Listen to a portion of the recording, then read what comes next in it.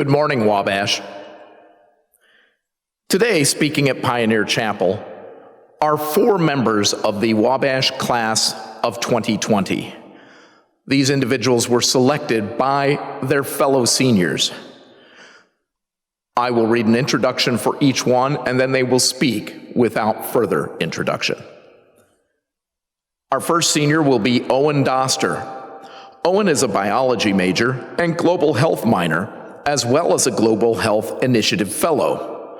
During his time at Wabash, Owen has been the chair of the Mental Health Concerns Committee, as well as the president of the Public Health Organization, secretary of the Student Athlete Advisory Committee, as well as a resident assistant. Owen is a 4-year varsity starter on the Wabash College wrestling team, a 3-time national qualifier, who placed 7th at 133 pounds in 2017, and is Wabash College Wrestling's first 4-time Scholar All-American. After graduation, Owen plans to take a gap year while working as a surgical scribe in the Fort Wayne Eye Center, taking courses toward a future in medicine and applying to colleges of osteopathic medicine to become a physician. In his free time, Owen enjoys working out, walking his dog, teaching wrestling, and being with fellow Wabash friends. Our second speaker is Waleed Elrefai. Waleed is a political science major, Spanish minor, and brother of Fiji from Leesburg, Virginia. At Wabash, he has served as director of campus events for the Riley Dance Marathon, is a member of the Film and Lecture Committee, and is a senior fellow in the Wabash Democracy and Public Discourse Initiative. He is most grateful for the opportunities Wabash has provided him in the classroom, in the state of Indiana, and abroad. Next year, he will be attending American University to pursue a master's in data science. Our third speaker will be Matt Fajt. As a native of Greencastle, Matthew was born and raised in enemy territory. At Wabash, he is a brother of Beta Theta Pi and has been involved in a number of organizations on campus, including IFC, the Sphinx Club, Sons of Wabash, and the CIBE. In his free time, Matthew enjoys watching sports, playing euchre, and losing countless balls at the municipal golf course. After graduation, he plans to work as an Orr Fellow at JobVite in Indianapolis. Our final speaker today will be Ben Kiesel. Originally from Evansville, Indiana, Ben is a Spanish and philosophy major and business minor. He has been a 4-year member of the golf team, a brother of Delta Tau Delta, a member of Student Senate, and has most recently served as the chairman of the Student Events Committee. Ben enjoys spending time with family and friends, watching sports, and playing cards. After graduation, Ben plans to work in the healthcare industry. Good morning, Wabash brothers and sisters. I am blessed, honored, and humbled to be speaking for all of you at Senior Chapel. This is a tradition that I now get to be a part of, albeit new, uncomfortable, and without question, not how we wanted to be celebrating from behind a screen. But hey, when DePaul gives us the ball in OT of the bell game, we score. That's what we do. Us Wabash men are adaptive. My ability to get to this point and speak in front of you wouldn't have been made possible without my Wabash family and my family at home. Mom, Dad, Ava Easton, my roommates here, Hunter Bates, Jared Timberman, and Nick Weaver. From the bottom of my heart to you guys, thank you, and I love you. Impact. I want you to remember that very important word well after this speech is done. That word forms the basis of my existence at Wabash College, and more importantly, the clear effect that Wabash College has had in my life, and undoubtedly yours. Wabash has had an impact, and what you do with that impact of this 4 years is up to you. After all, you earned it. I find myself thinking about how I got to Wabash. I found myself answering the call of then Wabash wrestling assistant coach Danny Irwin in the fall of my junior year. My mom had filled out athletic recruiting forms without me knowing. Thanks, Mom. I want to attend a school where I could chase national titles on the mat and still be a doctor at the end of my 4 years. Wabash could provide that. I agreed to a campus visit, and I was soon to find out that this place had not had an attendee from my high school in well over 2 decades. I didn't know if I would like this little school of 900 men and 900 men only, but Wabash put its spell on me from the first sight. The first impression of Wabash College is one I'll tell my kids. I walked down those Trippett Hall steps, looked across the mall to Pioneer Chapel, and didn't break gaze until I blinked. The rest is history, as they say. Wabash has had an impact on me before I even got to know its intricacies. I'm sure some of you share a similar call to Wabash moment. You may have been brought here through a similar story, or you were destined to be a Wabash man through legacy. Wabash has a funny way of doing that, you know. In my experience, Wabash is far from shy when it comes to bringing together men of all walks of life, backgrounds, experiences, and characters to share in a common pursuit of an unparalleled education. Period. Now, what we gain from our 4 years is so much more than that. Many of us gain things beyond our comprehension. When I came to Wabash, I can promise you I never imagined playing soccer on the hills of Lima, Peru, with a bunch of children that I had never met from halfway across the world, with a group of guys that I didn't know 2 years prior. My global health class took me to South America for those 10 days. That's where I got to learn about health in impoverished communities and health infrastructure. I know of many other brothers here who have been scuba diving in the reefs of Belize, walking in the hills of Dublin, Ireland, and sharing a meal with classmates in the dining halls of Germany. We gained experiences to be told for years to come, life-altering gifts with a bow read from Wabash. We gained knowledge and passion for learning and pursuing our careers. We would be remiss if we weren't at least a little thankful that we pulled an all-nighter or two along the way. Oftentimes, those were littered with coffee, Red Bull, snacks, or whatever study fuel of choice yours was. Those long nights and early mornings in the classrooms are what got us to this final chapter. Our entire body of work has culminated in many of us being graduates in the coming days. Memories were undoubtedly made here, whether that be on the mat, on the court, on the field, in the theater, in the music hall, or wherever you chose to do your activities. Whether you participated or not, Wabash gave us something to look forward to outside of the strain of class. We watched our little giants trounce the boys down south in various athletic events. I enjoyed art and motion at ball theater. Personally, I was blessed to compete for Brian Anderson in the Wabash College wrestling team. Some little giants. Shout out to one hell of a group of guys. And Coach Anderson, thank you for molding me into the man that you said you would. You let me compete for my dream school in my favorite color, surrounded by my best friends. Something I can never thank you enough for. Wabash College gave me a brotherhood. Wabash brought me the best men in my wedding, the godfathers to my children, and my friends for life. The men that I would die for. Period. If I had to say one thank you for anything Wabash has done, it would be for the people it brought me and the connections that I made. Because of Wabash, I feel like a part of me was completed. Wabash has had an everlasting impact, but does that transaction between us and Wabash stop there? I think not. Do we just say thank you and goodbye and carry on? I sure hope not. But what do you think? I have a favorite motivational speaker, and his name is Inquiris Inky Johnson. For those of you that don't know, Mr. Johnson lost functionality in his right arm after applying a hit for the Tennessee Volunteers late in a football game against Air Force in 2006. He ruptured his entire brachial plexus in his right arm, but that wasn't all. After nearly losing his life, he has gained a new perspective on impact and blessings. He feels that we are the master of our own blessings, and I tend to agree. See, blessings, he says, don't come to you or for you. They flow through you, and it makes me think.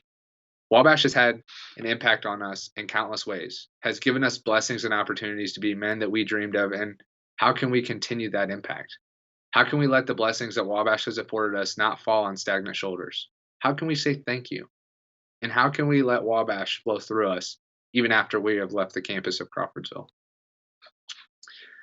We spread the fame of our honor name wherever the breezes blow, till sweet and clear the world shall hear the sons of Wabash singing, and flying free the world shall see our scarlet banner go. You stay connected to the things that made Wabash so memorable. You stay in touch with the friends despite the physical distance between you. You come back and enjoy the beautiful community that is Wabash College for a game day, a wrestling match, or any other event that suits you. You reach out to those professors that made an impact on you in your career here. You use your gifts to give back to Wabash in some small way. Most of all, you wear your red and your W's proudly. In some small gesture, it's a thank you to our alma mater that gave us so much. The impact shouldn't stop here. The impact of your time here, surrounded by these people in the community, should be felt for years to come after you leave. I know my kids will hear about what it was like and still is like to be a Wabash man. I can take pride in that. The impact should flow through you. You can go out and show the world what Wabash men are made of and that we have something to offer. We are men able to think critically, act responsibly, lead effectively, and live humanely. That is something that we can value in each of our own futures. Something to say thank you to Wabash for. Something worthwhile and something impactful. Wabash always fights, and I will too. Thank you for 4 years, Wabash. Not goodbye. To see you later. Good morning, Wabash. At the beginning of the semester, if you had told me that I was going to get the opportunity to do a chapel talk, I would have been absolutely surprised. And I would have been even more surprised to find out that I'd be doing it here in my bedroom in Virginia and not at Wabash.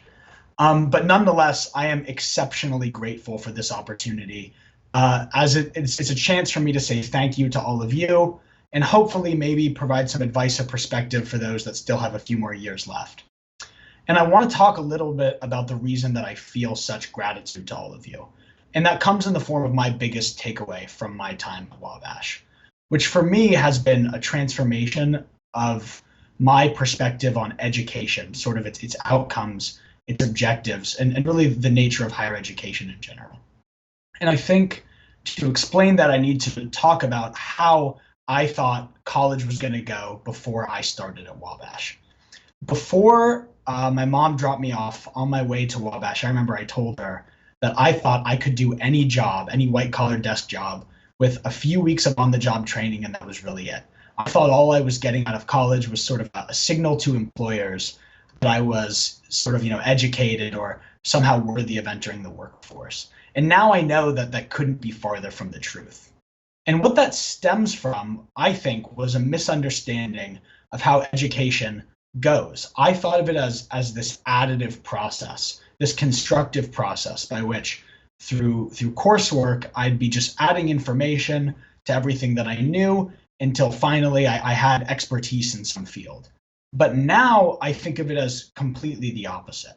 I have learned that education is in fact really a destructive process, which seems really contrary to how most people think of it. But I think if you consider enduring questions as an example, that becomes very clear. Every year at Wabash, we take a big collection of 18 and 19-year-olds with one semester of college experience, and we ask them to get together and discuss and answer life's biggest questions, these deep moral and ethical quandaries about equality and fairness, gender, masculinity. And we don't do it because we expect them to come to any kind of consensus or conclusion. So why do we do it? We do it so that we can learn how to learn from each other. And that by sitting together in discussion, we break down a lot of our preconceptions and hopefully learn how to challenge ourselves, right? And that doesn't just happen in the classroom. It happens in living units, it happens at meals, on immersion trips, study abroad, it happens everywhere.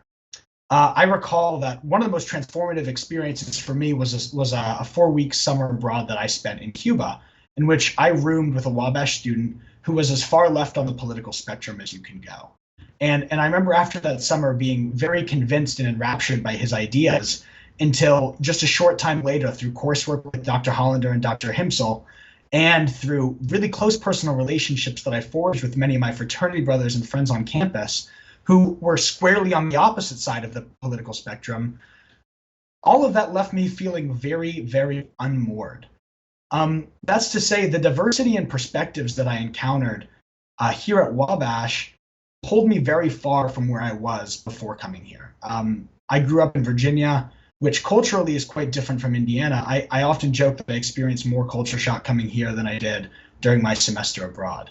But all that is to say that, and I think that the last few weeks of online learning have really demonstrated that all the time that we spent together collectively has really been the most educational part of my experience here.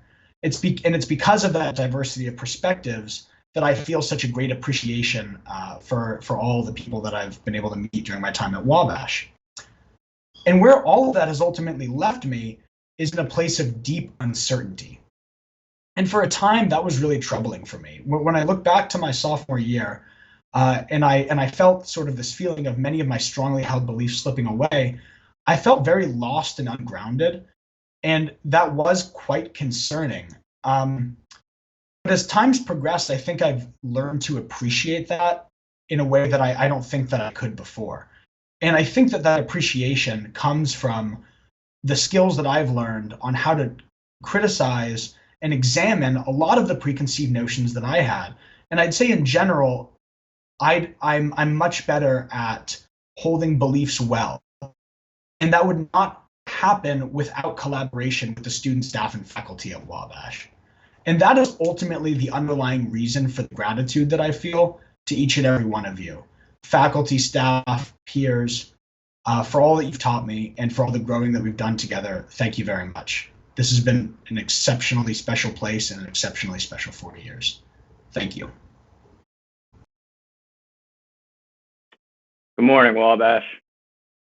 That is just not quite as satisfying. I will admit it is a little bit less intimidating talking to my camera in my house rather than in front of everyone at once. I took Rhetoric 101 my first semester at Wabash with Dr. Jeff Drury. And when giving speeches, he told us that we couldn't use a manuscript. I mean, that we couldn't just like have a paper in front of us that had like word for word what we were going to say. So instead, we had to have note cards that we could jot down a few notes on to keep track of where we were going in our speech. Well, my way around this was writing word for word everything I would say in the tiniest font possible on the note card. I thought I was like pretty clever at the time, but I'm pretty sure Dr. Drury caught on. Safe to say, I never learned my lesson in 4 years. Anyways, I'd like to first specifically thank Brent Harris, Seth Warner, Evan Phipps, and all those who have gone out of their way to keep the tradition of Senior Chapel and all Thursday Chapel Talks alive during these unprecedented times. Similarly, I'd like to thank professors for their hard work in adapting to the virtual classroom experience in order to ensure students can still receive the best Wabash education possible. And finally, I'd like to thank the Sphinx Club for allowing me for this opportunity.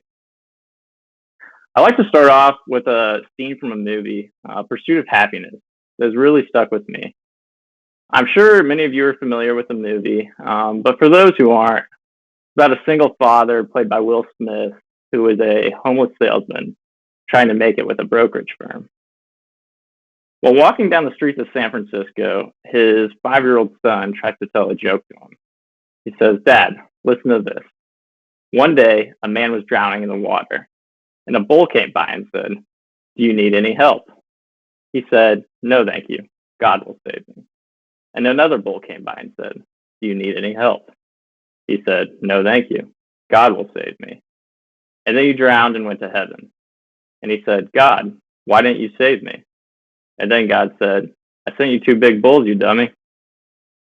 Now, if we were in person, I'd imagine this joke would probably land about as well as Coach Morell's Mother Teresa joke did at Bell Chapel. So good thing we're not. And whether you're religious or not, that's not really the point I want to make with this story. The point is that at Wabash, it's easy to be individualistic. In such a hyper-masculine environment, we like to take pride in taking up challenges on our own. And I'm not saying that's always a bad thing. At times, you need to hunker down the library and study for an exam, or perhaps practice interviewing for that dream internship. But the truth is, Wabash can be a tough place to be. The workload, all-male environment, rural setting, everything can really get to you. When I was looking at coming to Wabash, I was told multiple times, it's not a school for everyone. It's a challenging place for a reason. and it's not supposed to be all sunshine and roses. Trust me, I'm from Greencastle. I know what a school looks like when they do try to make everything out to be all sunshine and roses. My hardest time at Wabash was easily midway through my first semester. Truth be told, I seriously considered leaving Wabash. I was a lowly beta pledge, the absolute bottom of the campus. I was going through a tough breakup. It was homecoming week, so I was running on minimal hours of sleep. And in the middle of it, I got a call from my dad that my grandma had an unexpected stroke. She died a few short days later. It was still that time freshman year where you truly don't know everyone. I mean, you know where they're from and what they plan to study and a couple of interesting facts, but there are still people you just met a few weeks back. And yet, a few days after my grandma passed, my entire pledge class drove an hour out of their way to the visitation. Our pledge ed didn't tell them to, and I certainly didn't ask them to. They showed up on their own. 15 guys drove an hour out of their way to come support me. 15 guys who 5 weeks prior I did not know at all. Not one friend from high school showed up, but 15 did from college. My family saw that. I saw that. And after 5 weeks of questioning why in the world I chose to come to Wabash, I finally understood. I understood what Wabash was about and what separates Wabash from every other school in the country. About a month ago, the Wabash social media account ran a bracket on the best aspects of Wabash through voting polls. I'm sure as most of you saw, brotherhood was the runaway winner. This is no fluke. You see, as tough as Wabash can be at times, as much as you absolutely loathe the school when you're a sophomore taking 5 classes in the dark days of February, it's the people you meet and the relationships you form that are absolutely irreplaceable. It's important to recognize this, especially now that we're so far apart, that the Wabash community is still out there. In my econ law class, Dr. Dunaway routinely checks up on us and asks us if we stay in contact with fellow Wabash students outside the classroom. Just because you're not living with your fraternity brothers or out practicing with your teammates does not mean you need to lose contact. So hop on a Zoom call with your roommates or teammates, share a virtual beer or whatever you be doing on Thursday night. Load up the cactus cup I'm sure that you still have around. You never know how much that might mean to the person on the other end. At times, we are the drowning man of the story, and we need to recognize that we are surrounded by others willing to help. It took my entire pledge class to show up to my grandma's funeral for me to realize that. But other times, we need to be like the bulls in the story. We need to reach out and offer help, even if it's as little as a phone call, and support our fellow brothers. Wabash is no place for one-way relationships. The community is strong because of the people who make it up. As beautiful as our chapel is, as fun as our home football games are, as awesome as chapel sing is, never forget, even when you're graduated, that the most important part of Wabash is the brotherhood. Thank you. Good morning, Wabash. I want to thank everyone for tuning in to watch this first ever virtual senior chapel. I don't know about you guys, but I figured out that for some reason it's more difficult for me to get out of bed and go downstairs to attend my classes via Zoom than it is to get out of bed at Wabash and walk over to my classes. Can't really explain that, but regardless, thank you for taking the time to listen to what my classmates and I have to say today. I also want to thank the Sinks Club and everyone associated with making all these virtual events a success. Even a little bit of normalcy during these times, like chapel every Thursday, is comforting. I have to admit, I got really frustrated the other night while watching the NFL draft.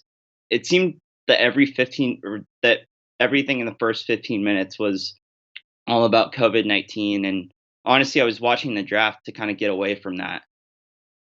For this reason, I initially wanted to try and stay away from talking about the pandemic, but as it turns out, it's a pretty hard thing to do. So please excuse my pretty frequent allusions to this strange time in my talk. In the next few minutes, I'm going to reflect on my experience at Wabash, and I really want to focus on a couple of things that I've grown to understand more and more during my time at Wabash. First, the value of a liberal arts education, and second, the bond we have as the Wabash community. Like many freshmen, I was not really sure what I wanted to study when I came to Wabash. All I really knew was that I was just kind of a nerd and I really liked to learn. So my advisor encouraged me to try out different kinds of classes, and I found myself really intrigued by philosophy and Spanish, two kind of different disciplines which I hadn't really studied before. One thing I liked about philosophy in particular was that there was always more work to be done. It was humbling in the sense that seldom was I ever satisfied with the arguments that I constructed. There was always more to learn, always gaps in my reasoning that my classmates and professors pointed out. And I came to realize that this humbling, never satisfied attitude or characteristic, it wasn't unique to philosophy. It was a characteristic of Wabash. It's a tenet of a Wabash liberal arts education. In every class, we push each other, we compete, and we're pushed by our professors to our limits. It's embodied by our motto, Wabash always fights. And we cannot forget this now. In such a humbling and uncertain time, we have to remember what we've learned at Wabash and what we will continue to learn: how to fight, how to look at a problem that we may not be familiar with and use our breadth of knowledge to figure out a solution, how to rely on others around us to help solve this problem because we know we need each other. We're humble enough to admit that we need each other. And this is what makes Wabash College and its family special.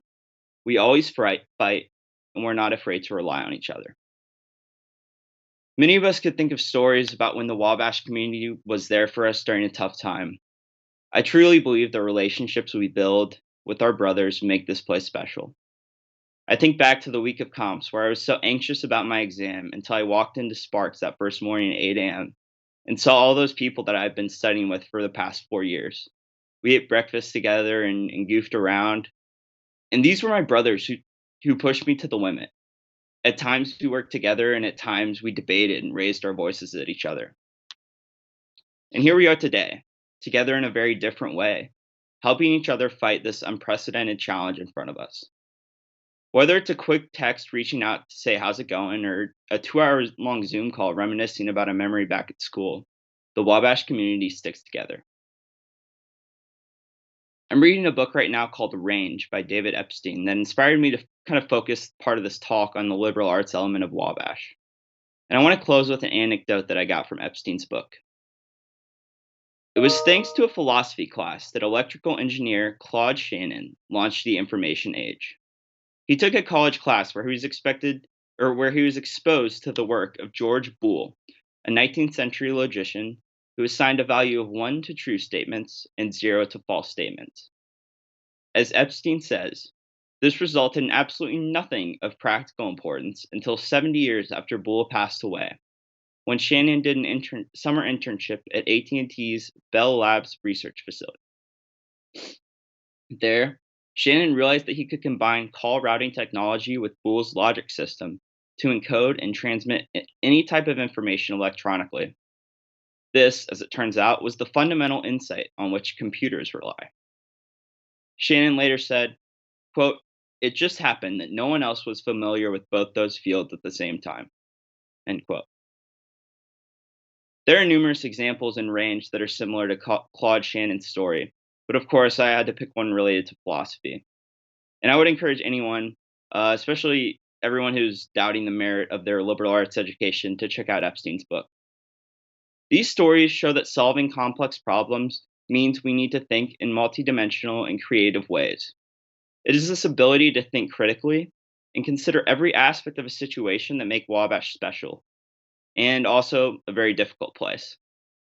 And I believe it's the relationships we built, the skills we've developed, and the always fight attitude that we have that will help us through this strange and difficult time.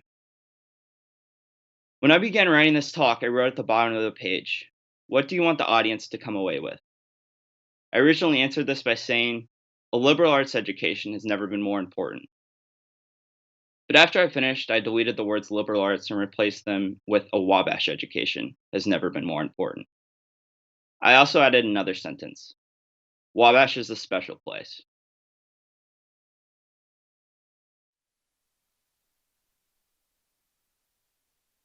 One final announcement.